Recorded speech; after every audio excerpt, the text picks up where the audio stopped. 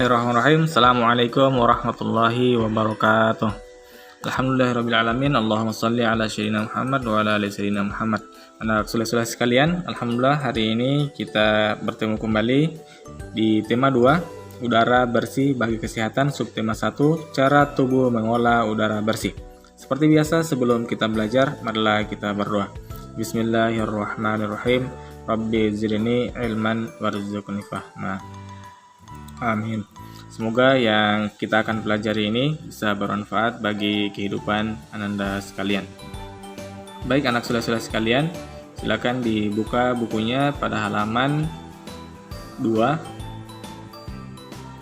Ya, di situ ada sebuah gambar tentang Dayu dan ikan hiasnya. Dayu memelihara banyak ikan hias berjenis ikan mas koki. Ikan-ikan hias itu dipelihara dalam sebuah akuarium. Setiap hari, Dayu memberi makan ikan-ikannya.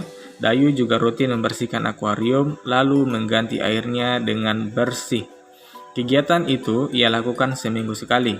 Dayu senang melihat ikan-ikan dalam akuarium berenang ke sana kemari.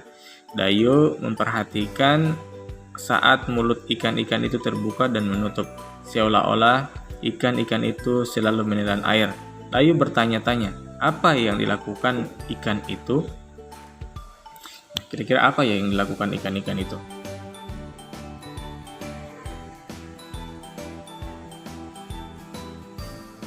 Nah, kita lanjut di halaman 3. Ada peta pikiran atau mind map Dayu dan ikan hias. Nah, di sini ada sebuah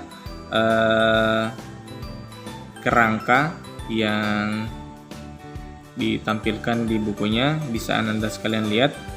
Ya, ada beberapa poin yang ditanyakan. Apa nama jenis ikan hias yang dipelihara?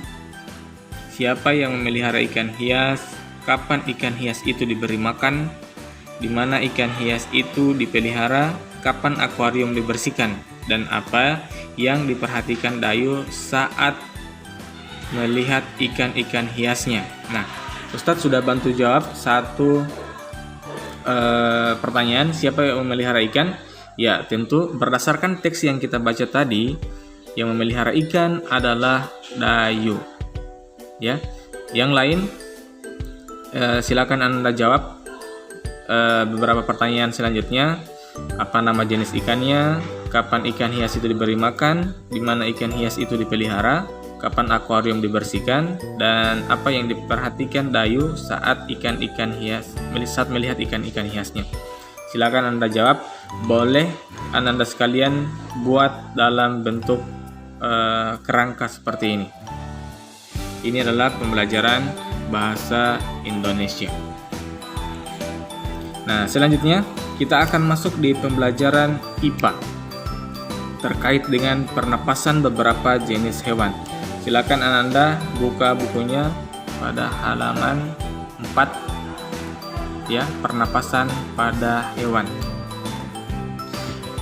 Ya, yang akan kita pelajari adalah cacing tanah, pernapasan serangga, pernapasan ikan, pernapasan amfibi seperti katak, pernapasan reptil seperti ular, dan pernapasan burung, serta pernapasan mamalia seperti sapi dan kuda. Kita mulai dari pernapasan cacing tanah. Cacing tanah bernapas melalui permukaan kulit. Kulit cacing selalu basah dan berlendir untuk mempermudah penyerapan oksigen dari udara. Oleh karena itu, cacing menyukai tempat lembab untuk menjaga supaya kulit tubuhnya selalu basah dan berlendir. Nah, bisa Anda juga lihat di halaman 4 ya. Selanjutnya, di bawah permukaan kulit cacing yang tipis, terdapat pembuluh udara. Saat udara masuk melalui kulit, oksigen diikat oleh darah. Pada darah, cacing terkandung hemoglobin sehingga mampu mengikat oksigen. Oksigen yang diikat oleh hemoglobin lalu diedarkan ke seluruh tubuh. Zat sisa pembakaran berupa karbon dioksida dan uap air dikeluarkan dari tubuh juga melalui permukaan kulit. Ini luar biasa nih cacing ya, bernapas melalui kulitnya, memasukkan oksigen melalui kulit, juga mengeluarkan karbon dioksida melalui kulit. Lanjut, yang kedua adalah sistem pernapasan atau pernapasan pada serangga. Alat pernapasan serangga berupa trakea, yaitu sistem tabung yang memiliki banyak pencabangan di dalam tubuh. Pencabangan trakea disebut trakeola. Trakea mengedarkan oksigen langsung ke semua sel tubuh dan organ serta menyerap karbon dioksida dari semua sel tubuh untuk dibuang. Ya, silakan dilihat di bukunya pada halaman 5 ya. Udara memasuki trakea melalui pori-pori kecil di permukaan tubuh serangga yang disebut spirakel. Selanjutnya, udara beredar melalui pembuluh udara kecil. Sel-sel tubuh mengambil oksigen langsung dari pembuluh udara kecil itu. Karbon dioksida dari sel akan mengalir ke trakeola lalu dibuang melalui lubang spirakel. Nah, jadi ini serangga ini unik. Masuk oksigen lewat trakeola dan dibuang melalui spirakel. Kita lanjut ke hewan yang ketiga adalah ikan. Ikan bernapas dengan organ khusus mirip saringan yang disebut insang. Insang berbentuk lembaran tipis berwarna merah murah dan selalu lembab. Insang terdapat di belakang rongga mulut pada kedua sisi kepala ikan. Biasanya, insang dilindungi oleh selaput atau rangka yang disebut dengan tutup insang atau operculum. Di balik tutup insang ini terdapat 4 deret insang yang saling tumpang tindih. Ya, bisa diperhatikan di gambar pada halaman 6 ya anak soleh-soleh sekalian. Pada insang terdapat pembuluh darah halus. Pembuluh darah itu dapat menyerap oksigen yang terkandung dalam air dan melepaskan karbon dioksida dari darah. Insang juga berfungsi sebagai alat pengeluaran garam-garam dan sebagai penyaring makanan. Masya Allah.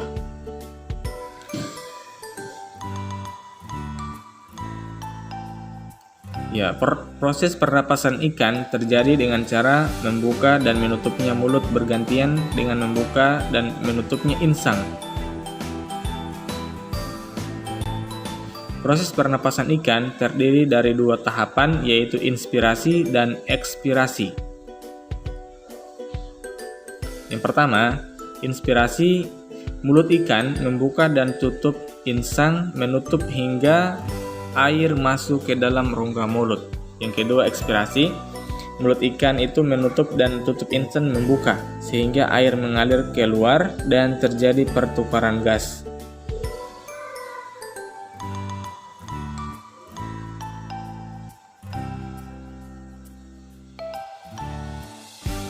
Ya, bisa dilihat di gambar. Inilah kurang lebih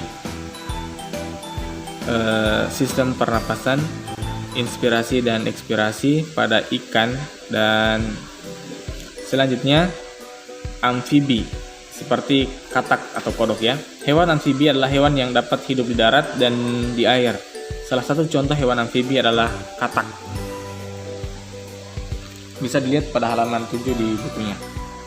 Saat masih berupa kecebong, katak hidup di dalam air dan bernapas menggunakan insang. Insang kecebong terletak di luar tubuhnya dan terdiri atas lembaran-lembaran kulit halus mengandung kapiler darah. Ya. Setelah menjadi katak muda, insang mulai menyusut dan paru-paru mulai berfungsi. Katak muda pun tumbuh menjadi katak dewasa. Katak dewasa bernapas menggunakan paru-paru dan permukaan kulit. Luar biasa ini katak ya.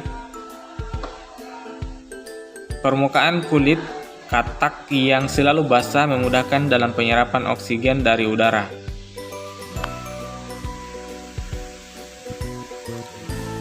Nah, hewan yang selanjutnya adalah reptil seperti ular. Hewan yang termasuk jenis reptil diantaranya ular, kadal, cicak, buaya, dan biawak. Reptil bernapas menggunakan paru-paru. Udara masuk melalui hidung, lalu ke batang tenggorokan, lalu ke paru-paru. Paru-paru reptil terletak di dalam rongga dada dan dilindungi oleh tulang rusuk. Pada reptil yang sering berkubang di air seperti buaya, lubang hidungnya dapat ditutup selama menyelam. Dengan begitu, air tidak akan masuk ke dalam paru-paru. Luar biasa ini. Ciptaan Allah. Luar biasa.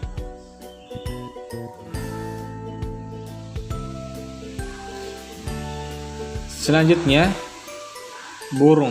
Burung bernapas dengan sepasang paru-paru dan kantong udara. Tugas Ananda. Burung menghirup udara sebanyak-banyaknya yang pertama saat itu adalah tidak terbang. Sebaliknya, saat terbang burung tidak menghirup udara. Yang kedua, udara dihembuskan dari kantong udara ke paru-paru. Masya Allah. Yang ketiga, tuliskan 3 bisa cara dilihat pada halaman 9. dari penyakit Kantong udara burung salah berfungsi sebagai tempat yang terakhir menyimpan udara adalah saat tidak terbang. apa yang akan Burung terjadi menghirup udara jika sebanyak-banyaknya. orang melakukan Udara yang dihirup itu gerakan-gerakan kemudian atau disimpan sikap-sikap dalam pada kantong gambar udara. di halaman Saat terbang, 181. burung tidak menghirup udara, melainkan mengambil dari kantong udara. Oh, jadi ini mungkin yang bikin burung itu ringan dan bisa terbang.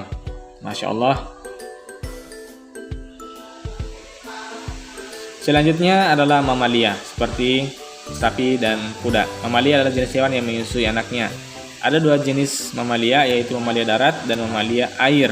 Mamalia darat misalnya kambing, sapi, kerbau, dan kuda. Mamalia air misalnya paus, duyung, dan lumba-lumba.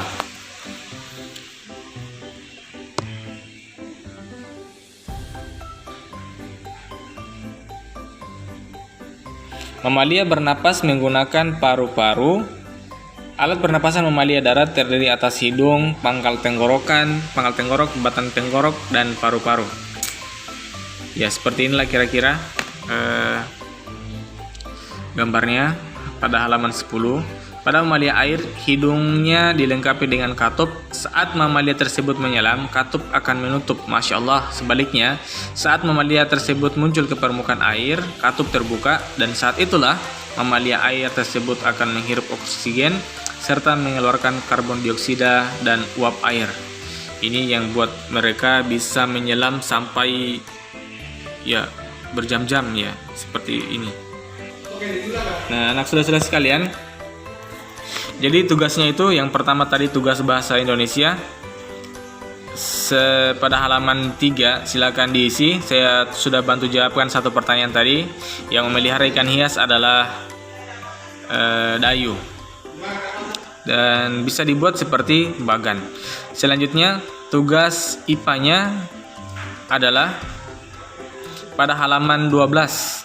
Ya, apa perbedaan organ pernapasan pada cacing tanah, ikan, katak, ular, ya, belalang, burung, sapi, dan lumba-lumba.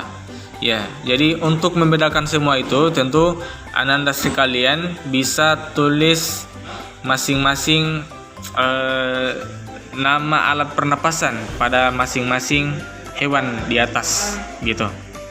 Terus bagaimana proses pernapasannya? Ya, kita cukupkan pembelajaran kita pada pagi hari ini di tema 2 udara bersih bagi kesehatan, subtema 1 cara tubuh mengolah udara bersih. Pada pembelajaran 1, jangan lupa tugasnya tadi kita akhiri dengan ucapan Assalamualaikum warahmatullahi wabarakatuh.